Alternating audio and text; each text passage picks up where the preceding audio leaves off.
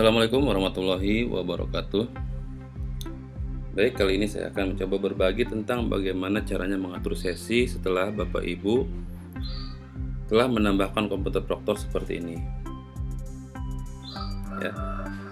Langkah pertama Bapak Ibu, ketika Bapak Ibu masuk ke laman ANBK, ya pastikan komputer proktor sudah ditambahkan ya. Di sini ada menu tambah, silahkan ditambahkan. Nanti akan muncul seperti ini, jumlah klien berapa yang diisi. Seperti ini, yang diisi jumlah kliennya berapa, dan sesuaikan dengan data infrastruktur yang ada di sekolahnya dan yang sudah diinputkan di sini. Ya, nah di sini memiliki dua komputer proktor, ya, satu lab dan jumlah klien 40. Ya. Nah, ketika lebih dari data di sini maka tidak akan bisa menambahkan. Ya. Jadi ketika lebih dari komputer yang di infrastruktur ini, misalkan komputer proktor di sini satu, nah ketika Bapak Ibu menambahkan komputer proktor di sini lebih dari satu maka tidak akan bisa, karena data tidak sesuai dengan data infrastruktur yang ada di sekolah. Oke, lanjut ke pengaturan sesi Bapak Ibu, silahkan masuk ke pengaturan sesi. Nah di sini silahkan pilih ya ID proktornya. Misalkan di sini kita pilih, nah ini, terus selanjutnya gelombang 1. Nah ada gelombang 1 dan gelombang 2, jadi nanti silahkan Bapak Ibu sesuaikan ya, mau gelombang 1 apa mau gelombang 2 pelaksanaan ANBK nya. Nah misalkan di sini kita kalau misalkan ingin enak, silahkan Bapak Ibu batasi saja. Nah, per page-nya misalkan 15 biar enak ngatur sesinya.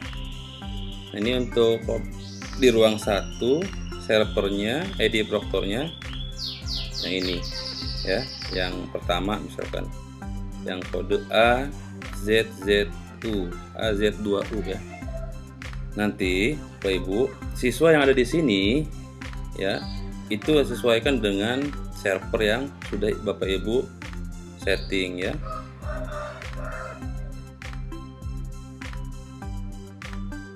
Ini gelombangnya, ini sesinya Bapak Ibu ya.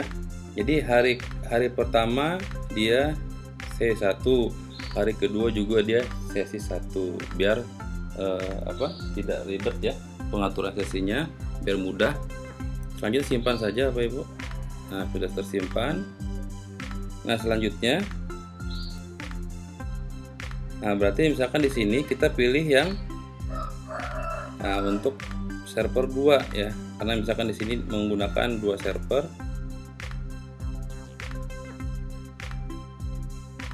Nah berarti di server 2 pun pada hari pertama ya dia sesi 1 dan sesi 1 juga ya.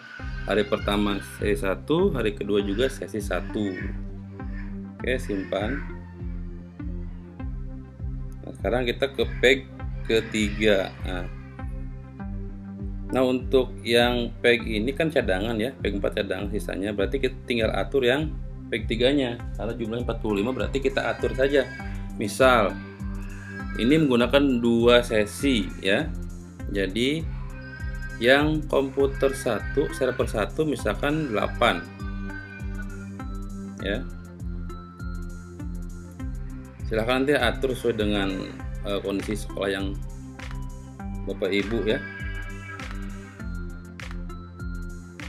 Misalkan ini 8 ya.